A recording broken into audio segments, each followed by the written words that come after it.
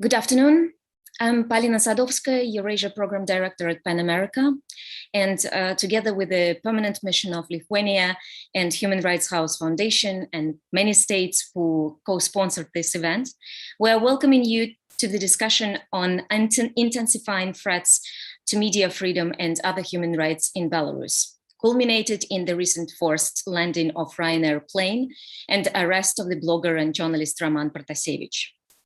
This is a side event to the 47th session of the UN Human Rights Council, and we are going to provide our recommendations in regard to Belarus, which is already on the Council's agenda. First, a few housekeeping rules.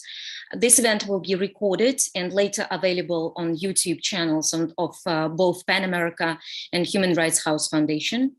In case you need interpretation to or from Russian, it is available, and you have to click on the little globe in the bottom menu to choose the language. Please use the chat box to type your questions, and we'll have a Q&A session in the end of our event if we have enough time. So I believe we can start now.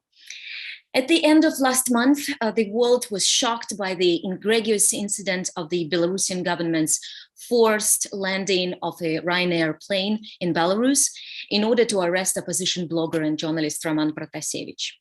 While the West was digesting what has just happened on May 23rd, the next day, on May 24th, Mr. Lukashenko also seized the moment to pass new legislation, effectively ending any remaining independence of media and journalists.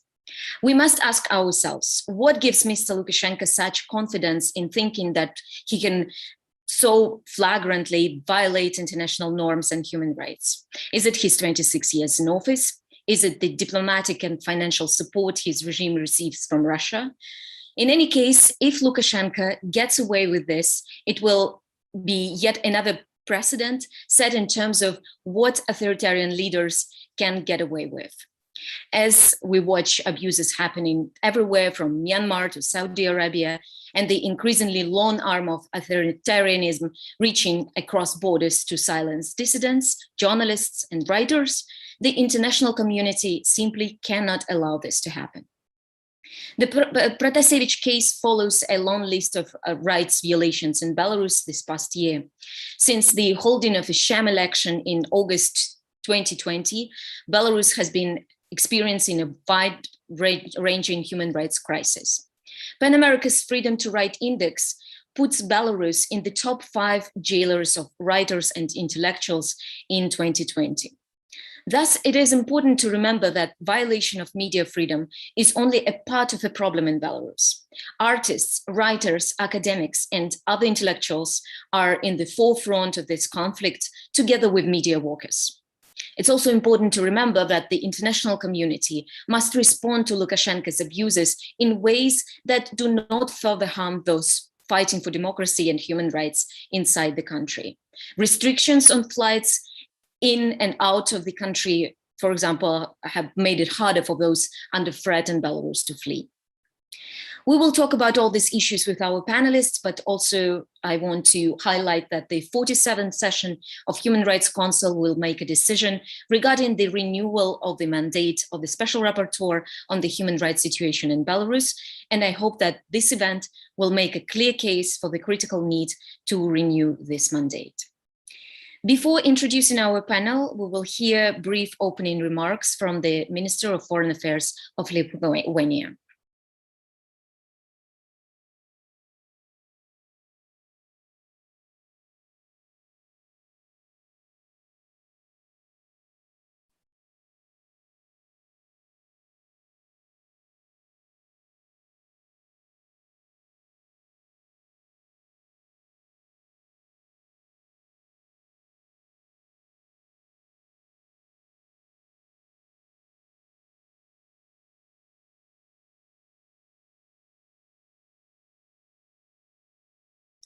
Apologies, there is some technical issue which is going to be fixed right now.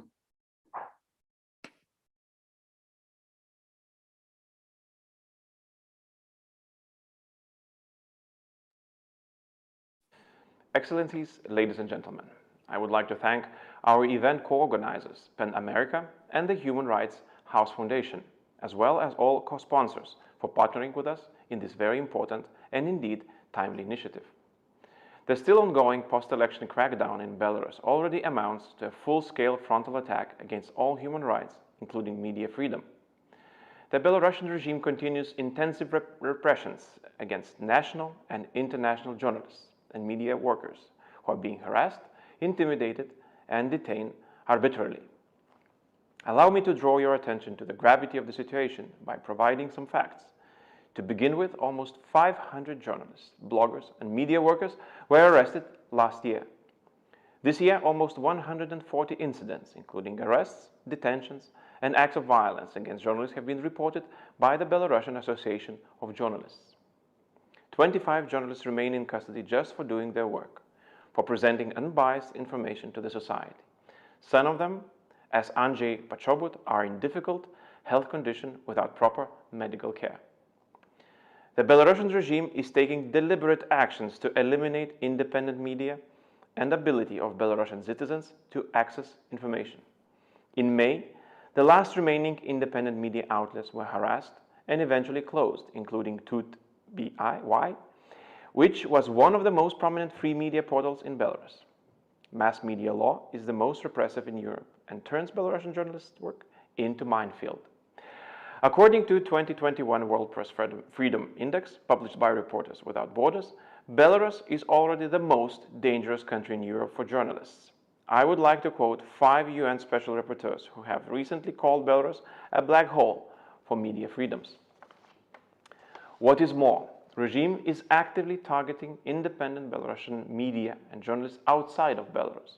On May 23rd, Ryanair flight from Athens to Vilnius was forced to divert to the Minsk National Airport in what the international community has condemned as a state-sponsored hijacking. The Belarusian regime subsequently detained a passenger, journalist, and political activist, Roman Protasevich, together with Sofia Sapega. It is widely thought that the possibility to detain them was the real reason behind the forced plane diversion and endangering civil aviation. This shocking act is yet another blatant attempt of Alexander Lukashenko's regime to silence all independent media voices by using all means. Furthermore, Lithuania is very concerned about possible use of torture, inhuman or degrading treatment as means to extract so-called confessions of Roman Protasevich and Sofia Sapega. International community must urge the Belarusian regime to refrain from the use of force against journalists and media workers, to stop arbitrary arrests and detentions, and demand for immediate release of those detained. International community must send a clear message to the Belarusian authorities that all perpetrators of grave human rights violations, including torture, inhuman or degrading treatment, and enforced disappearances will be brought to justice.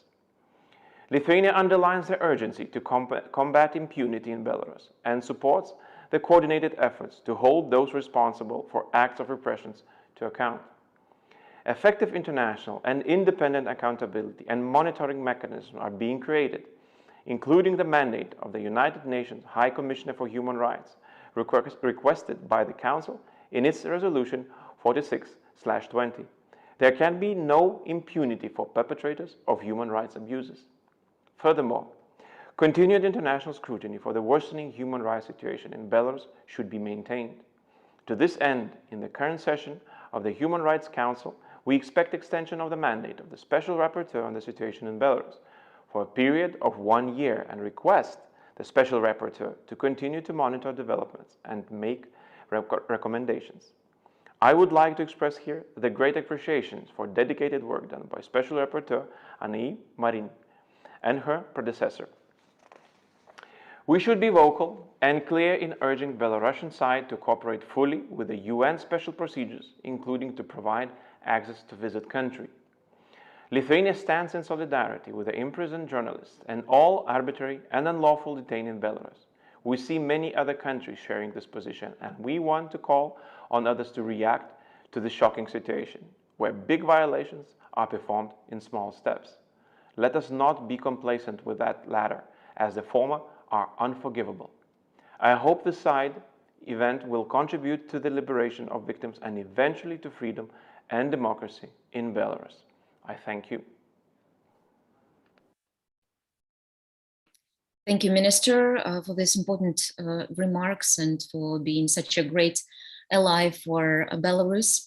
I now turn to the first of our panelists, the Special Rapporteur on the human rights situation in Belarus. During the previous session of Human Rights Council, the Council requested the High Commissioner for Human Rights to carry out a comprehensive examination of all alleged human rights violations committed in Belarus since May 1st, 2020, including the possible gender dimensions of such violations, with a view to contributing accountability for perpetrators and justice for victims. This is a very important and timely initiative, and we encourage the international community to further support the High Commissioner's accountability mandate. Madam Special Rapporteur, we're grateful for your participation. As I mentioned earlier, the Council session will also discuss the renewal of your mandate, and together with our colleagues from Belarusian civil society, we fully and wholeheartedly support that renewal. I would ask you if you could provide us with a brief update on the human rights situation in Belarus since you last updated the Council in March this year. Madam Special Rapporteur, you have the floor. Thank you very much.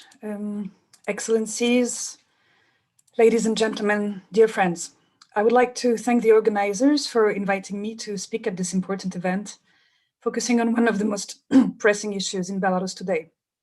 I'm glad to see an impressive lineup of experts and practitioners, including many brave Belarusians standing up for human rights.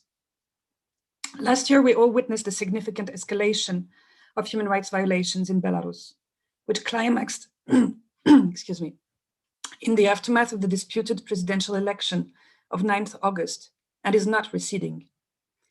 The political crisis and related surges in human rights violations once again revealed deep-rooted institutional problems in Belarus, where the law enforcement and the justice system are structurally instrumental to curtail human rights rather than to protect and promote them.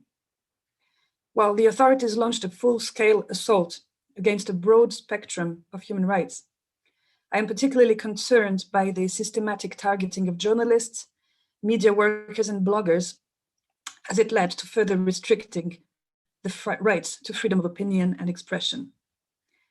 The limitation of freedom of the media has been a central issue of concern for my mandate since it was established in 2012.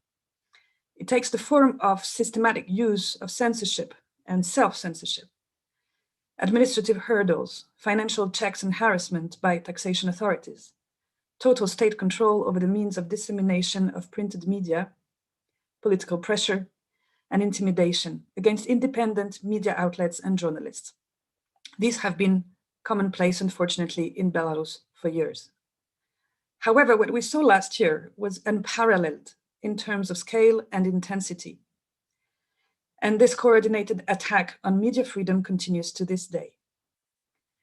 The crackdown included, for example, in August 2020, several days of internet disruptions, which the authorities attributed to a foreign cyber attack, while specialists consider that they resulted from deliberate state interference, meant to prevent people from seeking or spreading information and evidence about the violent dispersal of protesters who were in majority peacefully protesting against what they perceived as manipulated vote results. Dozens of foreign journalists were then expelled from Belarus for allegedly being biased and having caused, I quote, mass disruptions to public order, unquote. They all lost their accreditation and none of them has been able to return to Belarus after that. Local media workers were treated even more harshly. While crushing protests, demonstrations, and peaceful marches in solidarity with those beaten and arbitrarily detained, the riot police, special forces, and their surrogates applied indiscriminate force against media workers as well. Many journalists were injured while performing their professional duties.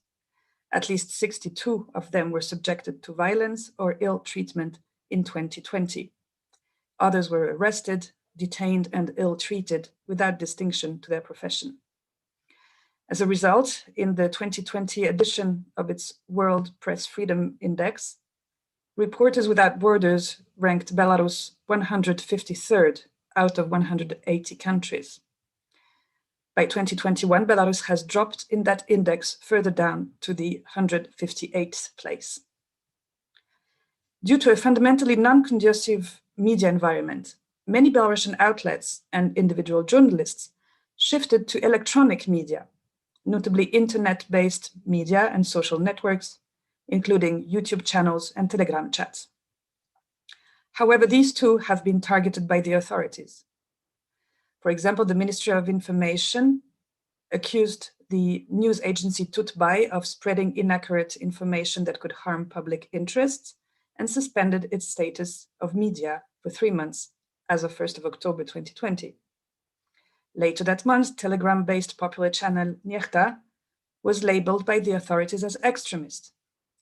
According to the Code of Administrative Offenses, just reposting its materials could subject authors to fines. The government called upon Poland to extradite the administrators of Niechta. Facing refusal, the authorities found a cunning way of reaching their goals, as the whole world has seen.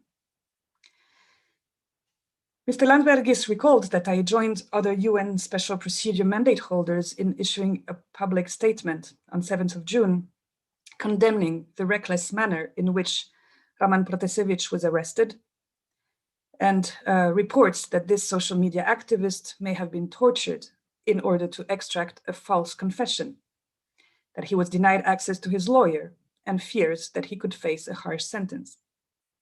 I would like to use this opportunity and express my sympathies to Roman Protasevich's parents, to Natalia Petrovna, who is with us today, and to his colleagues from the journalistic profession.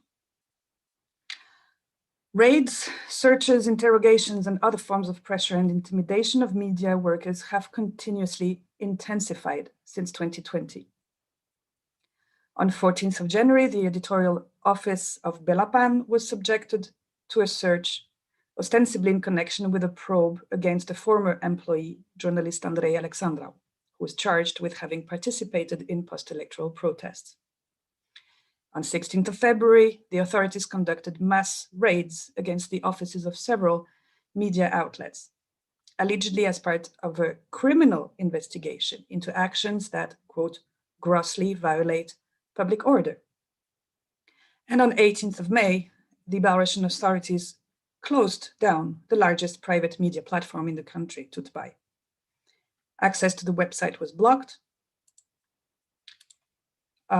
The offices and private apartments of journalists were raided. Equipment and hard disks were seized, and at least 13 Tutbay staff have been detained. All were charged under the Criminal Code of Belarus for tax evasion. As of today, 25 media representatives remain in detention, including 2 Belsat journalists sentenced under criminal articles to 2 years in prison. 8 more who are suspects in criminal cases, and 2 are sentenced to administrative arrest. All this only for doing their job, speaking the truth, and upholding the ideal that the Belarusian authorities should comply with international human rights standards. I would like to stress yet another trend contributing to the deterioration of the situation pertaining to freedom of expression in the media. In recent months, the authorities have further tightened an already very restrictive legislation in an attempt to legalize post hoc violations that occurred in the run-up to and in the aftermath of the election. I'm referring here mostly to the amended laws on mass media, on countering extremism, and against the rehabilitation of Nazism. As a result, organizations and individual enterprises can be closed down on grounds of extremism, which remain ill-defined. Media covering events deemed terrorist would be liable for advocating extremism. As we have seen in recent months, the crackdown on freedoms of opinion and their expression has included a ban in practice on displaying white, red, white flags in private homes. Those who did so were fined or imprisoned for allegedly organizing unlawful mass events. Under the new legislation, posting pictures of these flags in social media can be prosecuted as advocating extremism. Ladies and gentlemen, the aspects I just recalled illustrate how Belarus systematically violates Article 19 of the International Covenant on Civil and Political Rights, that guarantees to everyone the right to hold opinions without interference and to express them freely, including the freedom to seek, receive, and impart information and ideas of all kinds through any media of his or her choice. Furthermore, the government violates Article 33 of the Constitution of Belarus, which also guarantees to everyone freedom of opinion, belief, and expression, and prohibits state monopoly on mass media and censorship. I call upon the Belarusian authorities to review the legislative base and bring it in line with Belarus's international human rights obligations and commitments. I also urge the authorities to immediately and unconditionally release all the journalists and bloggers who have been detained or imprisoned, to drop all the charges against them, and put an end, in law and in practice, to censorship, harassment, intimidation, and prosecution against media workers engaged in their professional activities. I hereby thank the diplomats and activists who tirelessly convey this message, and I hope that it will be heard and acted upon sooner than later. Thank you for your attention. Thank you, Madam Special Rapporteur, for this updates and for giving us a perspective of how much the situation worsened in the latest months and about the systematic manner of human rights violations in Belarus. We have already mentioned Roman Protasevich's case a few times today. We were hoping that Roman's mother, Natalia, would join us today. As Madam Special Rapporteur mentioned, unfortunately, at very late notice, she has decided it is not possible for her to speak for very understandable reasons.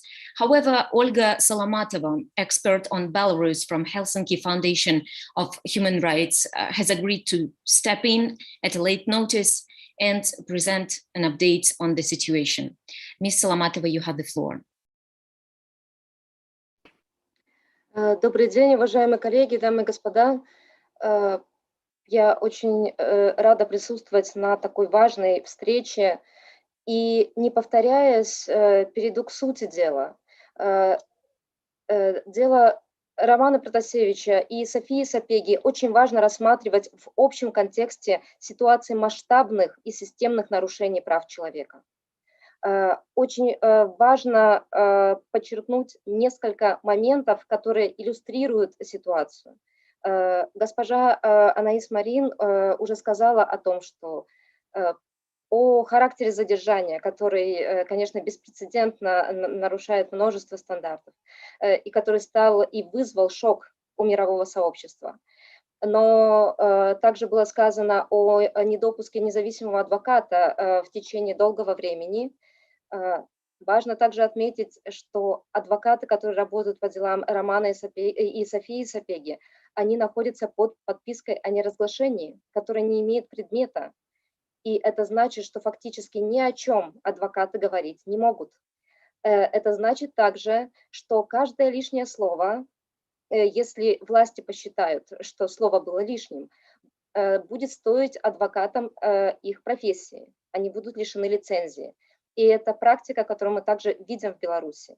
И это также подчеркивает уязвимость ситуации и незащищенность и Романа, и Софии, и людей, которые с ними работают. Сегодня мое выступление, оно также связано с тем, что родственники политических заключенных, близкие, их друзья находятся в ситуации постоянного давления и угрозы, так же, как и те, кто находится в местах несвободы. Родственники находятся в ситуации неопределенности, которая вызывает огромную степень беспокойства и небезопасности в ощущениях и в восприятии, когда особенно находишься в Беларуси. Когда первые дни в Беларуси ищут своих родственников, близких, которых задержали, которых похитили с улицы, когда не знаешь, что происходит, это один момент. Но такие же моменты возникают и в процессе следствий или то, что называют следствием в Беларуси. Сейчас происходит момент, когда до конца неизвестно, где находятся Роман и София. И думаю, что в ближайший момент мы увидим следующее видео, и, наверное, это будет уже 4-е видео, где Роман будет использоваться как статист, потому что к этим видео необходимо относиться как к вынужденным и мере давления, мере и определенной форме пыток в отношении жертвы нарушений прав человека. И сейчас ситуация такова, что, возможно, власти Беларуси будут хотеть показать, что ситуация меняется к лучшему. Однако, как это было уже не раз, может поменяться форма, но не меняется суть. И Роман, и София остаются обвиняемыми, остаются под полным контролем властей. Остается уголовное дело, остается все, что было. И даже если мы увидим их гуляющими по улице, а такие моменты уже возникают в сетях, и мы видим какие-то элементы этой ситуации, это ничего не меняет по факту. И это значит, что у белорусских властей необходимо требовать дальше полного прекращения репрессий и давления на всех политзаключенных, и на Романа, и на Софию. Мы можем сказать, что ситуация поменялась только тогда, когда они окажутся в безопасности, только тогда, когда будут проведены хотя бы тот минимум, который требовался от белорусских властей. До сих пор нет ни одного документа, который бы говорил о медицинском состоянии Романа, о медицинском состоянии Софии, о том, что с ними происходило. И подчеркну еще, напомню один очень важный момент. Мы знаем, и власти Беларуси демонстративно показали это всему миру, что прослушиваются и записываются на аудио и на видео разговоры, конфиденциальные разговоры адвокатов с клиентами. Мы видели это в деле Тихановского, и мы видели на пресс-конференции, на которую привезли Романа Протасевича, о том, что точно так же прослушиваются и записываются разговоры консула с гражданами страны, которую он представляет.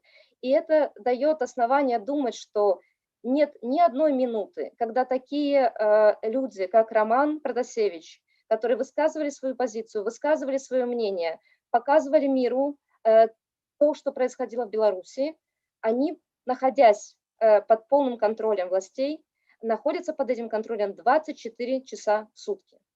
И даже встречи с адвокатом мы не можем называть конфиденциальными. И это то, что иллюстрирует эту ситуацию, и это значит, что нам очень важно продолжать работать со всеми механизмами. Очень важно, чтобы продолжал работать спецдокладчик по правам человека в Беларуси. И очень важно единым голосом требовать от белорусских властей остановить репрессии. Спасибо.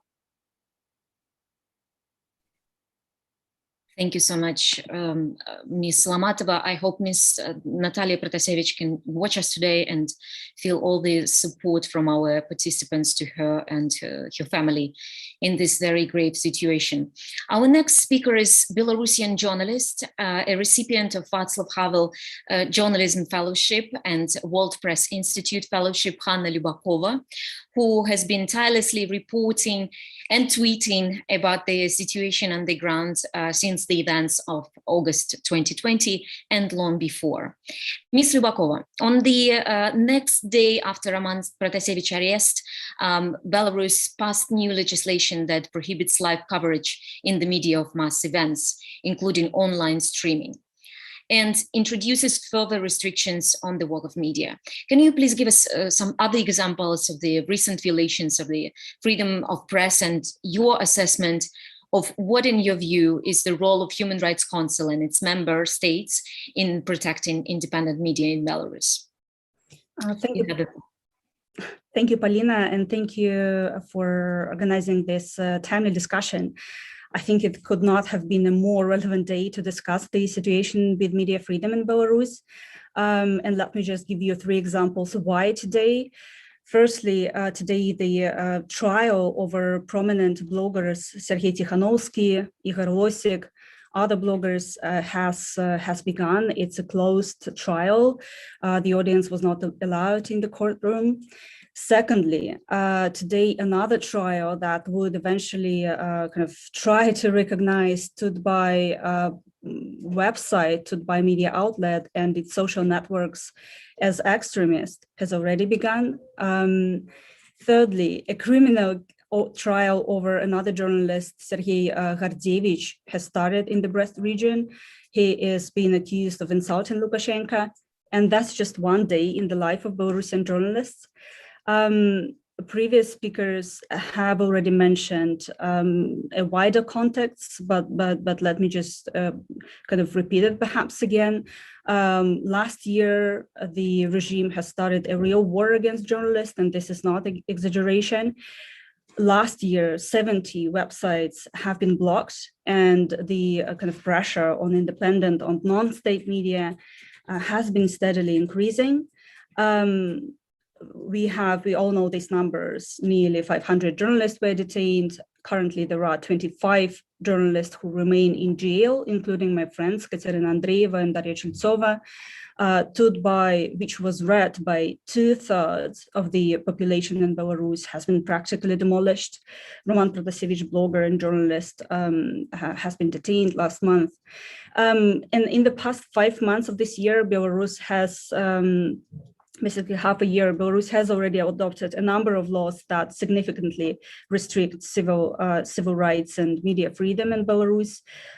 You mentioned, Polina, that journalists were prohibited from reporting, from live streaming from an unauthorized demonstration, mass event.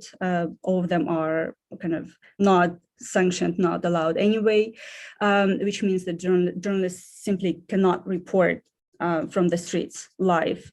Another kind of legislation, another step that I want to mention is this idea of Alexander Lukashenko to copy this Russian foreign agents law, and this is going to further restrict media freedom in Belarus. And sadly, all of this is becoming the new normal. And what I think we have to now understand that the consequences and the scale of this tragedy is unbelievable.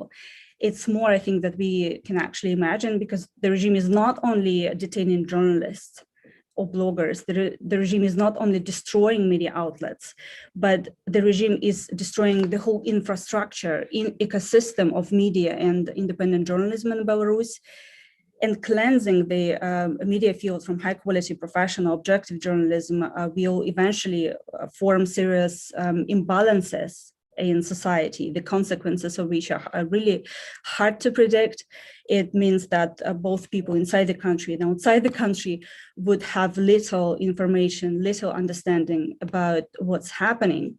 And another reason, another consequences, which is very important, is that once the ecosystem is destroyed, we have it's easier for foreign countries to spread their propaganda, to spread their false narratives in Belarus.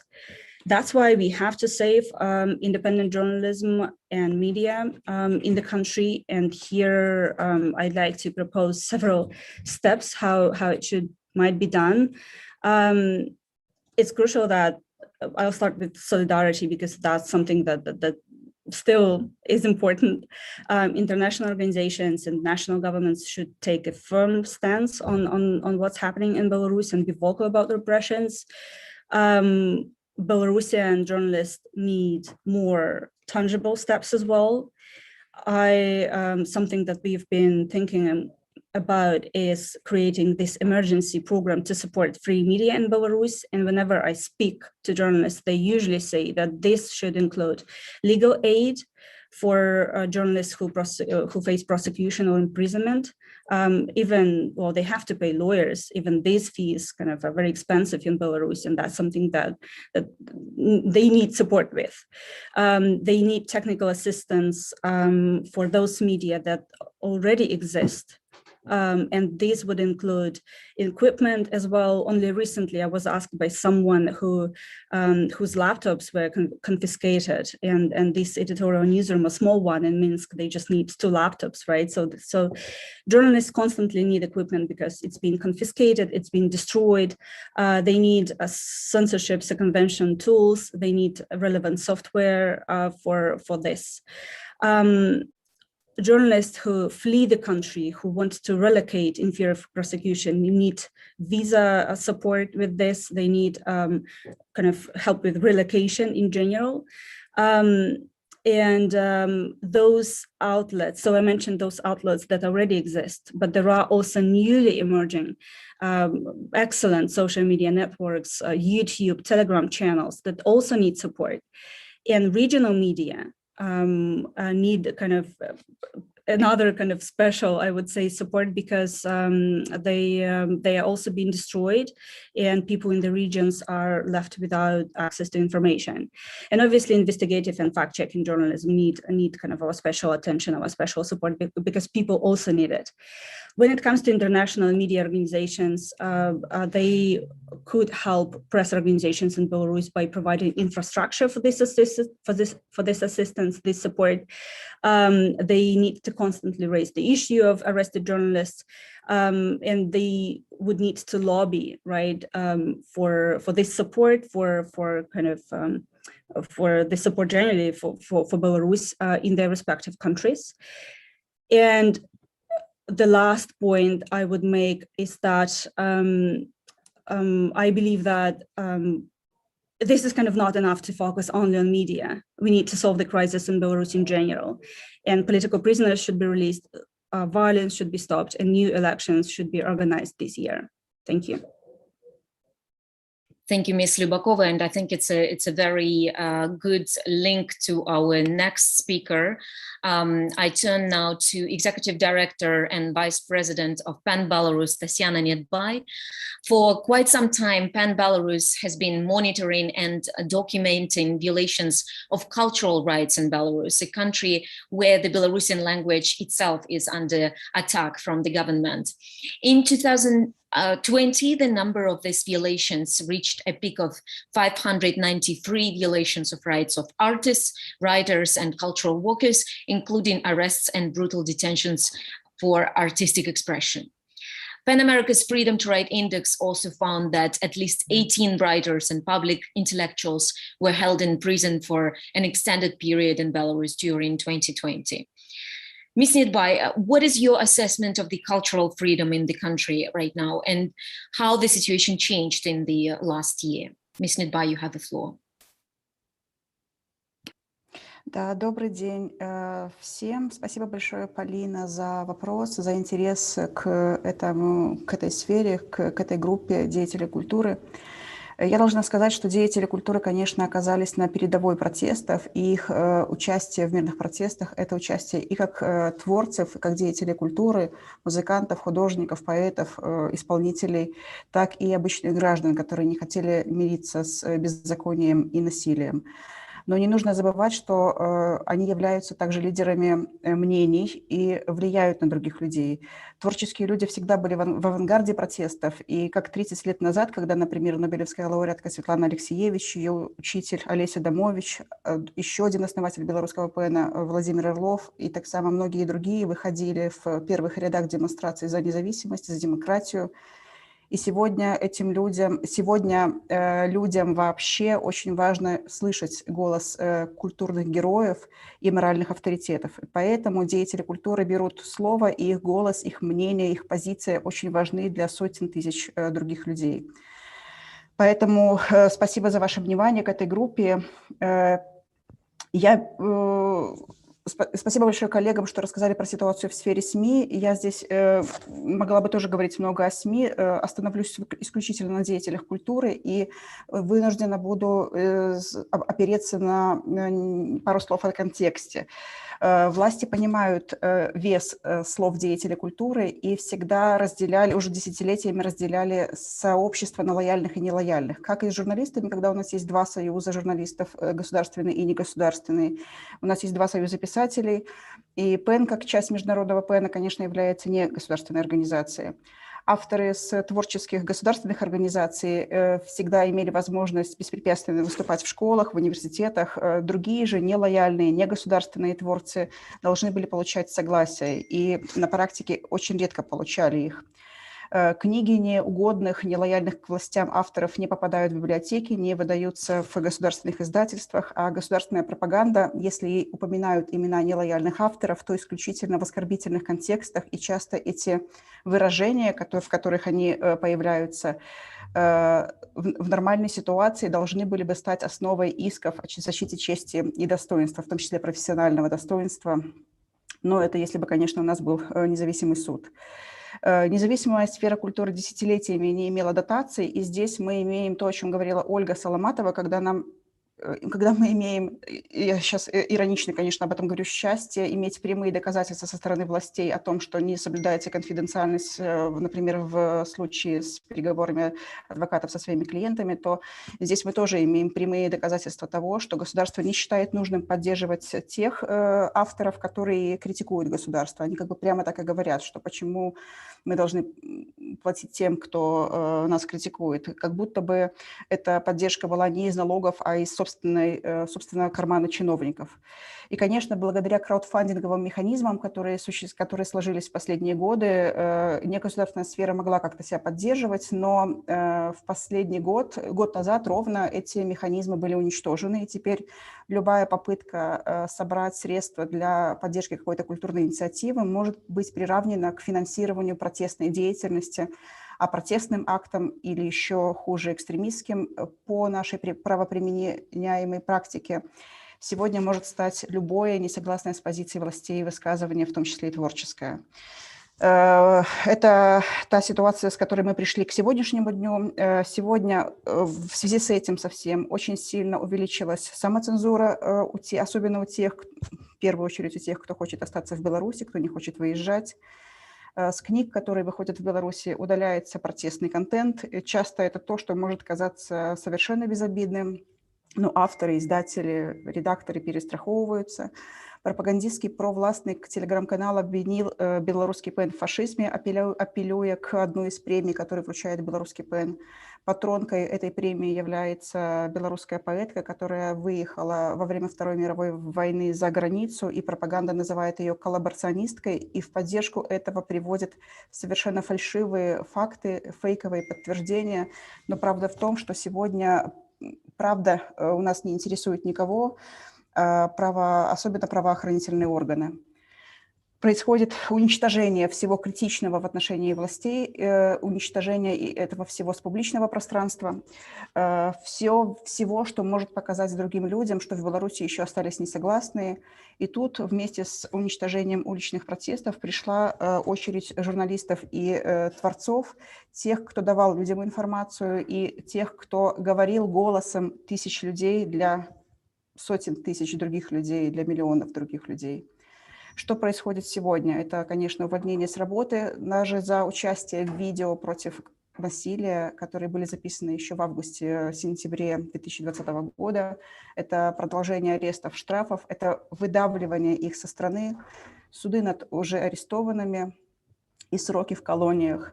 Это закрытие совершенной публичной сферы для нелояльных деятелей культуры, книжные магазины, библиотеки, площадки для выступлений, спектакли. Недавно спектакль, в котором принимала участие одна из членов КС Координационного совета Оксана Зарецкая. Через 10 минут после начала спектакля пришли силовики и арестовали всех, включая зрителей. Это публичное и системное оскорбление независимых деятелей культуры на страницах государственной пропаганды. В общем, можно сказать, что происходит зачистка, заставляют молчать людей, организации и зачищают полностью публичное поле. Уже 8 организаций негосударственных, среди которых Белорусский ПЭН, БАШ и КАМОС, это организация, которая занимается культурным наследием, звено, организация, которая делала, среди прочего, выступления, занимается документальными фильмами, Watch Dogs, получили запросы с Минюста относительно предоставления документов на предмет проверки их деятельности, соответствия их деятельности статуту, уставу организации и законодательству белорусскому. Вот. Я завершить хотела бы одной метафорой. В 2006 году, после участия когда сформировался палаточный городок на площади, и был произведен среди ночи штурм этого городка. Там все люди были арестованы, которые были в этот момент, и свезены на Окрестино, остались на площади очень много личных вещей этих людей, рюкзаки, палатки. Это все было сгружено самосвалами, и в том числе там был мой рюкзак с моими документами всеми, с конспектами, потому что я тогда была студенткой. И через несколько месяцев мне вернули из милиции мой студенческий билет. Это все, что они нашли. Вот я даже воспринимала это долгое время как шутку, как издевательство, что вот из всей массы вещей у них остался. Я надеюсь, что где-то в архивах КГБ все мои остальные вещи найдутся еще со временем. Но вот у меня сейчас ощущение такое, что вот скоро от нас, от организации, от людей, которые хотели бы остаться в Беларуси, которые хотели бы работать, скоро останутся вот просто фрагменты бумажек, случайных бумажек, не всегда самых важных. Спасибо. Thank you, Ms. Nidbai, for all your courage, your advocacy, and all the work you do, emergency work that you do to help cultural figures in Belarus, and for courage to stay in Belarus as well. So finally, I turn to Matthew Jones, International Advocacy Officer of the co-organizer of this event, Human Rights House Foundation. Mr. Jones' Human Rights House Foundation has been doing work in Belarus for a lot of years.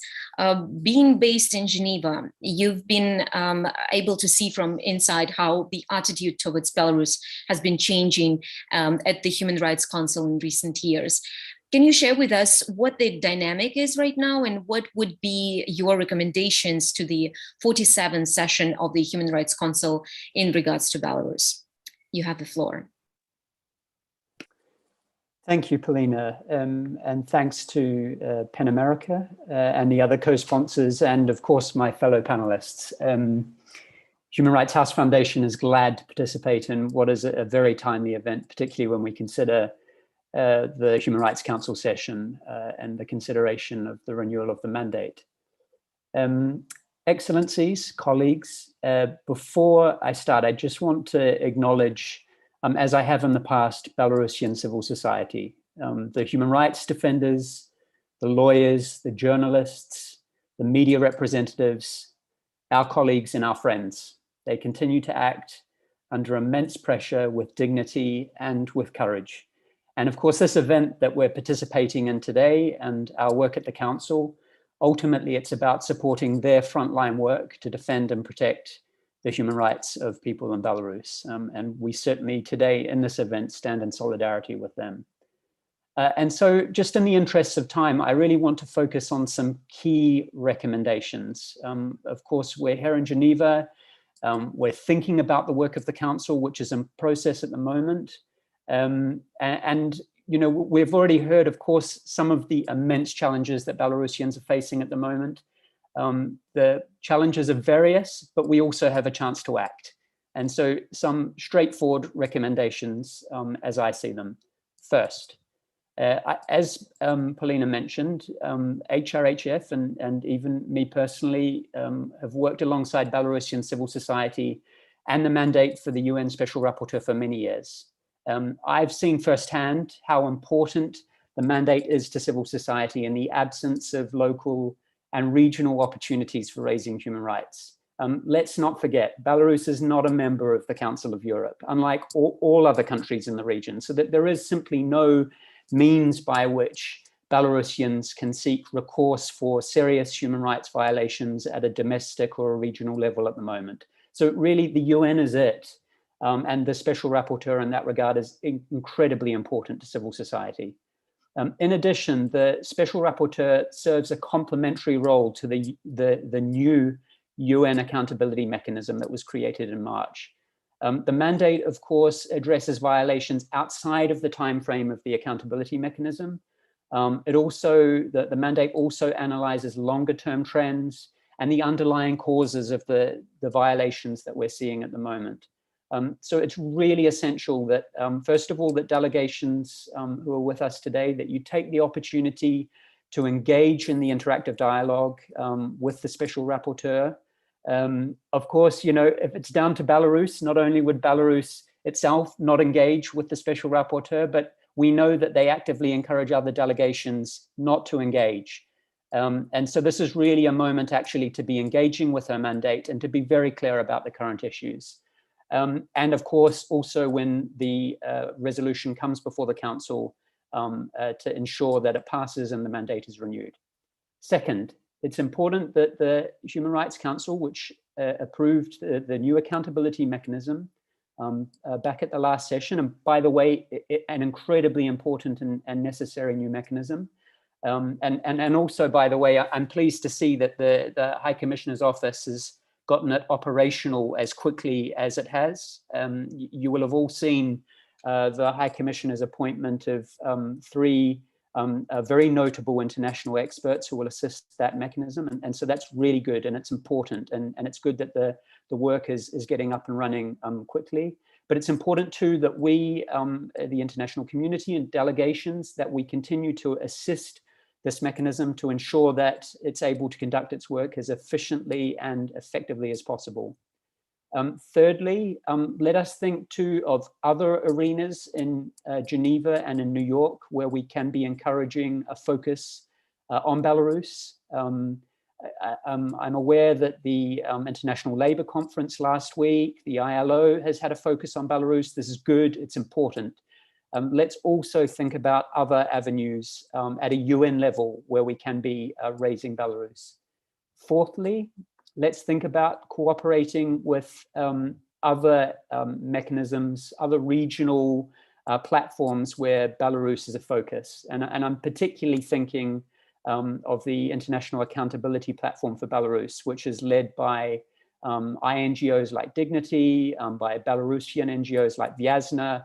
Really important that we, ensure as much as possible that there's a kind of coordination, strategic cooperation between the different platforms and the mechanisms. And then finally, let's also think about the wider regional context. And I'm thinking particularly of other international organizations like the OSCE. Now, not all of the delegations on the call, of course, are members of the OSCE as well, but it does have, as an international organization, an important role to play when it comes to not just actually raising the serious human rights violations in Belarus, but also thinking about these kind of more political questions, seeking some sort of a political dialogue and ultimately a political a solution to the challenges that Belarus is facing. So it's just an encouragement, particularly those delegations who are engaged in Vienna, to be really thinking collaboratively and strategically with those delegations and in a collaborative and cooperative fashion to make sure that we're making the most of the opportunities when it comes to raising Belarus and to seeking some solutions.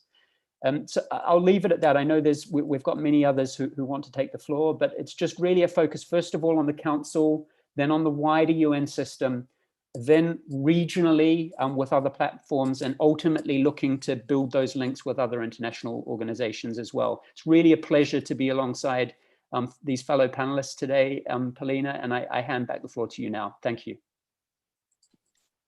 Thank you, Mr. Jones. And I can say that Pan America will happily sign for each of his under each of his recommendations. So you definitely can count on us. So that completes the lineup of panelists that we have. Hopefully we'll have time for a few interventions after the statements by our co-sponsors, but now I turn to the first statement by the Permanent Mission of the United States. You have the floor.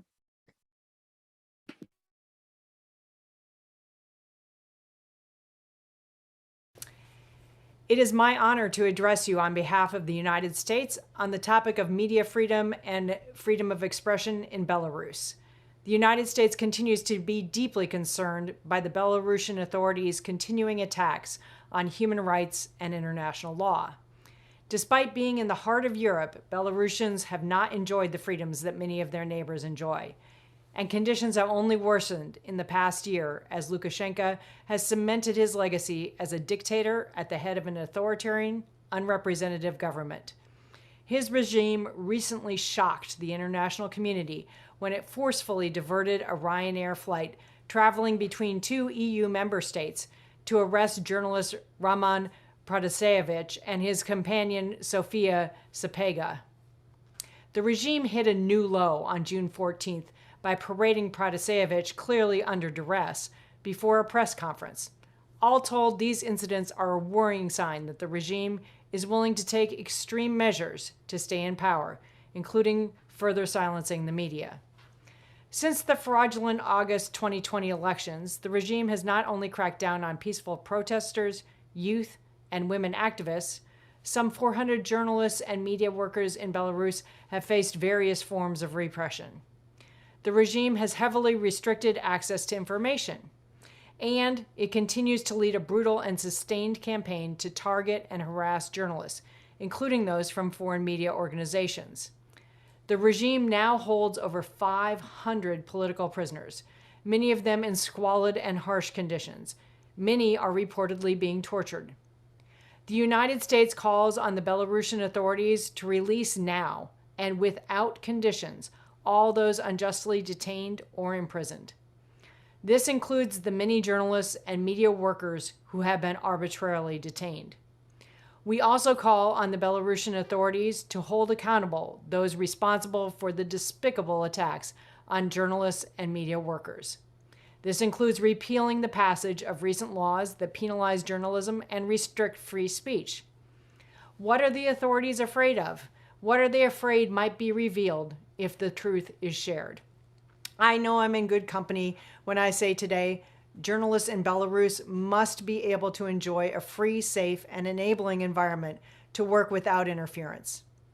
Media freedom is an essential part of democratic societies. Access to uncensored information is vital for citizens, especially in turbulent times. There should be no doubt the United States and people across the world are with the people of Belarus.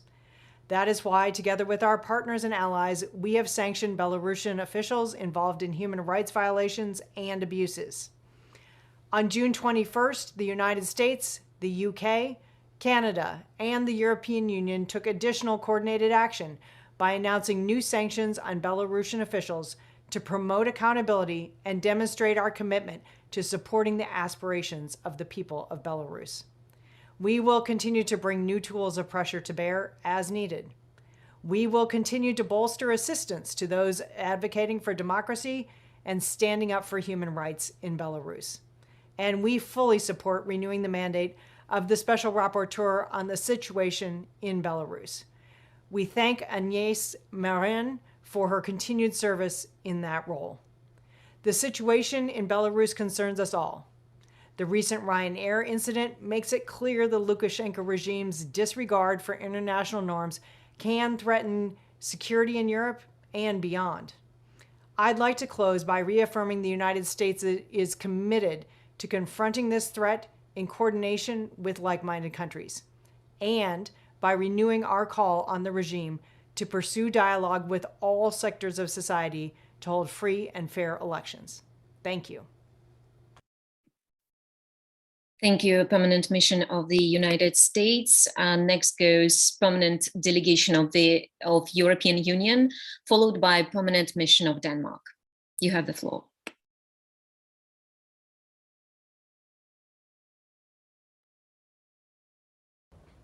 Your Excellencies, ladies and gentlemen, this is a timely and urgent debate. The Belarusian regime has shown that it will go very far to suppress the freedom of opinion and expression, both online and offline. This was recently illustrated by the scandalous forced landing of an EU civilian aircraft flying between two EU capitals in order to arrest a young journalist and his partner on board the plane. This act endangered the safety of the passengers on board, which is guaranteed by international law. The purpose was to silence Roman Protasevich, a 26-year-old independent journalist who had played an important role in promoting independent media in Belarus. He and his partner, Sofia Sapega, are now in prison. This is unfortunately not a unique case, but is part of a broader picture. In Belarus, over the last 10 months, the attacks on free media have intensified. The authorities continue to detain and use violence against journalists and media workers, revoking their media credentials, raiding their homes and offices, and imposing fines and long prison sentences on politically motivated charges. Nearly all independent media outlets and news agencies have suffered from harassment by the authorities. For example, on the 18th of May last, the domain of Belarus's most popular news website, tut.by, whose audience accounts for 2/3 of the country's internet users, was blocked. This is part of the Belarusian regime's increasingly brutal repression of its own citizens.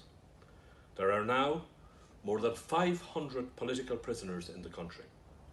There is systematic use of torture in prisons, and evidence has been collected in more than 2,000 cases. The repression also includes amendments of the national legislation, such as the adoption of provisions to designate members of the political opposition as terrorists, which entails extremely severe sentences, including potentially the death penalty. The UN Human Rights Council has established a robust examination mandate that will assist in holding perpetrators of human rights violations accountable. Alongside with the mandate of the UN High Commissioner, the renewal of the mandate of the UN Special Rapporteur on the situation of human rights in Belarus is also essential to address this dire situation. We must demand conditions allowing all persons in Belarus to exercise their fundamental rights, such as freedom of opinion, expression, and peaceful assembly. We must end human rights violations and assist the Belarusian population in building a society based on the rule of law. The EU stands united to support the people of Belarus in cooperation with our international partners, and we fully support that both Belarus and freedom of opinion and expression should be currently among the central themes of the Human Rights Council sessions. Thank you. Thank you, a permanent delegation of European Union. I welcome permanent mission of Denmark right now, followed by permanent mission of Estonia. You have the floor. Your Excellencies, ladies and gentlemen, when the demonstrations in Belarus began last summer, courageous journalists and photographers gave the Belarusian people a voice and a face. They also gave the rest of the world eyes and ears on the ground.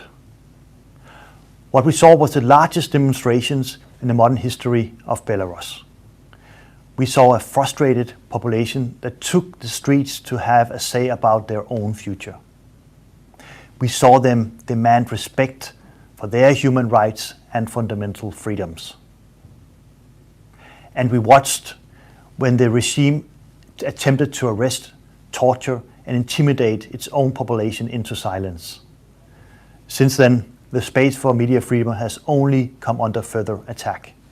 In May, we witnessed the harsh and arbitrary crackdown on the independent media site TUT. We watched with disbelief as a regime forced down a commercial aircraft to arrest Nexta founder Roman Protasevich and Sofia Sapega. This act showed just how far the regime is willing to go to silence all critical voices. My thoughts go to Mr. Protasevich's parents. I thank them warmly for their participation here today. Rest assured that we will continue to call for his immediate release along with the over 400 other political prisoners in Belarus. Reports from courageous Belarusian journalists prompted me, together with colleagues from Germany and the UK, to support the establishment of the International Accountability Platform for Belarus. Since then, many more have joined in support. Along with the work of the High Commissioner for Human Rights, the work is essential for the pursuit of accountability for the perpetrators of human rights violations in Belarus and the justice for the victims. I thank you. Thank you, Permanent Mission of Denmark. Now we will be listening to the statement by Permanent Mission of Estonia, followed by Permanent Mission of Latvia. You have the floor. Distinguished panelists, dear colleagues, Estonia shares the deep concerns about the deteriorating human rights situation in general and the alarming situation of media freedom in Belarus. We witness increasingly brutal attacks by the authorities against journalists and media workers and a criminal prosecution simply for doing their job. These are repressive campaigns by the authorities to silence independent voices in Belarus. On 18th of May, the offices of the independent news site Tutbai were raided and more than a dozen of staff members were arrested. In the course of the 9th of August elections and its aftermath, more than 400 journalists and media workers have faced various forms of repression. These shocking actions, among others, constitute a serious attack on media freedom and have serious implications for the freedom of expression and opinion more broadly. We condemn all violations of human rights as well as the denial of the right to freedom of opinion and expression, both online and offline, and increasing restrictions on independent media actors by the Belarusian authorities. As a member of the United Nations Security Council, we have organized 2 high-level area formula meetings on the situation on Belarus. The first meeting took place on the 4th of September 2020, focusing on human rights in Belarus. The second meeting took place on the 22nd of January this year and focused on media freedom in Belarus. We will draw attention to serious violations of media freedom also at the Global Conference on Media Freedom taking place in December this year in Tallinn. Estonia urges the international community to react adequately to the deteriorating situation of human rights and the environment for journalists, media workers, human rights defenders, and other members of the civil society in Belarus.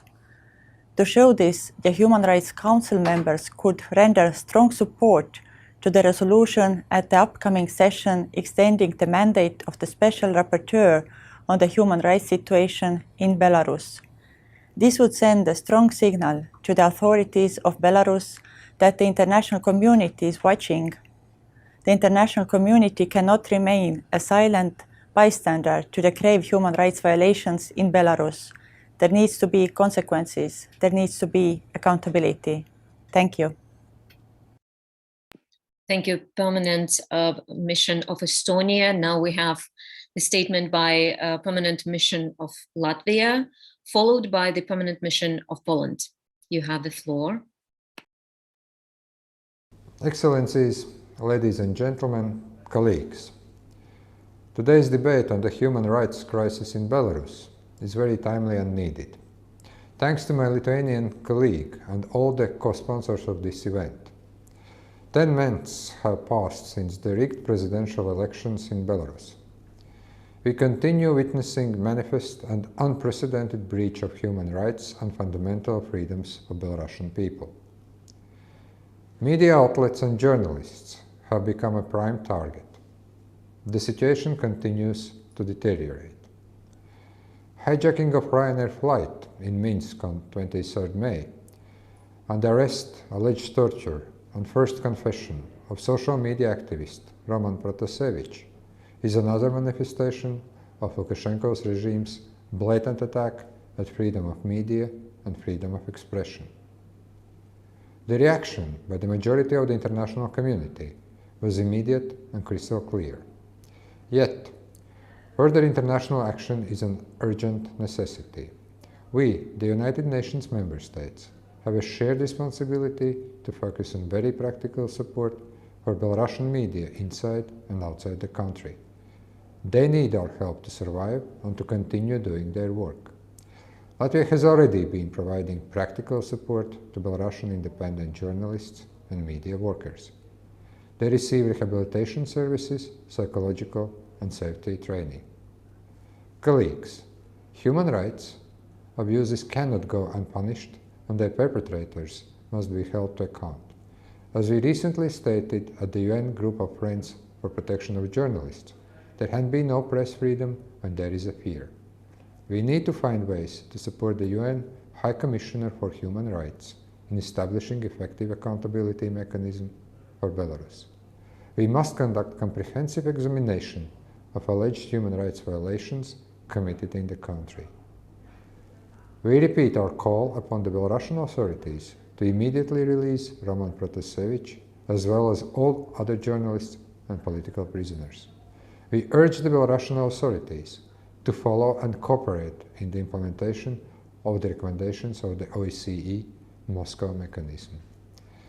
As an UN member state, Belarus has an obligation to respect its international obligations and protect the rights of its own citizens.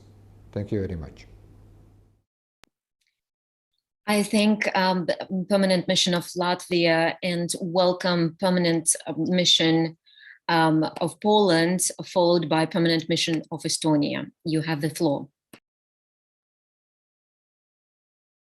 Excellencies, let me start by thanking my Lithuanian friend, Minister Gabrielius Landsbergis, for convening this important event on the margins of the Human Rights Council.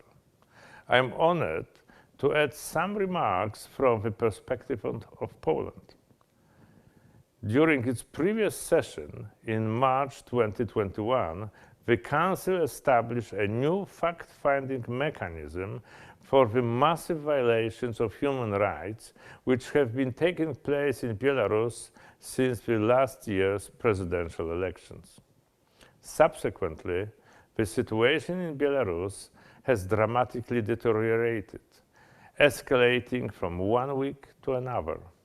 Already in March, the Belarusian authorities started to arrest or even convict a number of representatives of the Polish national minority. These people were not involved in the political life, they only cultivated their traditions, language, and culture. Since May, an intensified campaign against independent media resulted in the closure of the information portal Tutbay and in further arrests and fines imposed on journalists.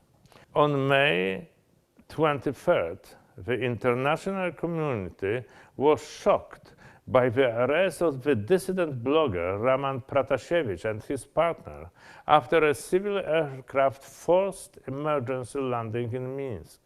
Their later staged TV appearances and forced confessions are highly disturbing and clearly reflect the inhuman treatment of both detainees. These are but a few examples of a dire situation of human rights in Belarus, caused by the repressive actions of the state authorities. Poland reiterates its call on Belarus to refrain from further human rights violations and stop prosecuting journalists, media workers, and all targeted groups of society. We urge the Belarusian authorities to release political prisoners already counted in hundreds. Among them, more than 20 journalists and media workers, including Roman Protasevich, TV Bielsa journalist Katarina Andrieva and Daria Chultsova, leaders of the Union of Poles in Belarus, Angelika Borys and Andrzej Poczobut, a journalist himself. Ladies and gentlemen, media freedom and human rights are strongly interconnected. I declare Poland's firm commitment to further assist independent media serving Belarusian people who proved in the last months their highest dedication to democratic values. Thank you. Thank you, Permanent Mission of Poland. And now we're going to hear the Permanent Mission of Slovakia.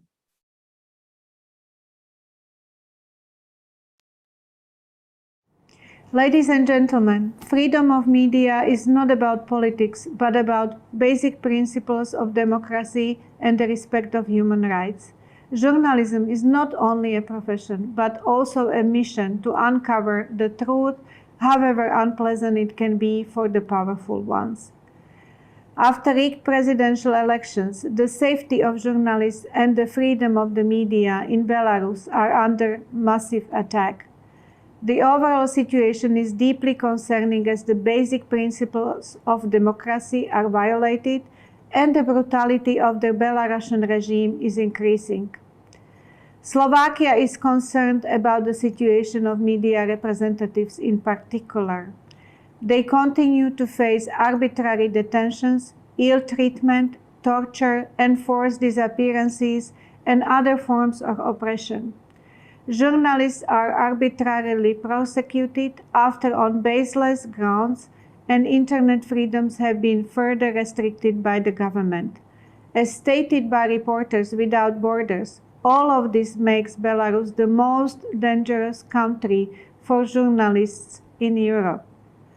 As a member of the Media Freedom Coalition, Slovakia has joined the statement of the UN Group of Friends for the Protection of Journalists on the situation in Belarus, urging Belarus not to use purported national security concerns as a pretext to deny individuals their human rights and fundamental freedoms. We are strengthening our support of the civil society in Belarus, both through financial and non-financial instruments. Some of the initiatives Slovakia has sponsored were directly aimed at empowering independent media and journalists, while others aimed at enhancing the participation of students and civil society as a whole. Dear colleagues, Human Rights Council must continue to pay close attention to human rights situation in Belarus. Slovakia stands ready to assist Belarus in seeking a peaceful and democratic solution to the current crisis. We fully support all UN-led efforts in achieving this crucial goal that the people of Belarus long for and deserve. We believe independent, vibrant, free, and pluralistic media represent one of the cornerstones to build democratic institutions and resilient society. Thank you for your attention. Thank you, Permanent Mission of Slovakia. And now we have a few minutes left for interventions. I will shortly turn to Permanent Mission of Austria, followed by the Permanent Mission of Germany. I just want to take this moment to thank our co-sponsors of today's event on behalf of PAN America, Permanent Mission of Lithuania, and Human Rights House Foundation, including the Permanent Mission of in Geneva of Denmark, Estonia, Latvia, Norway, Poland, Slovakia, United States, and the Permanent Delegation of European Union. So now, Permanent Mission of Austria, you have the floor.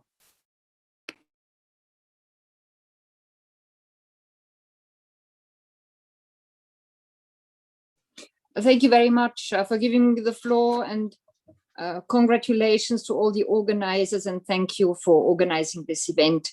I think the very impressive list of high-ranking speakers speaks for itself for the importance and the urgency of this topic.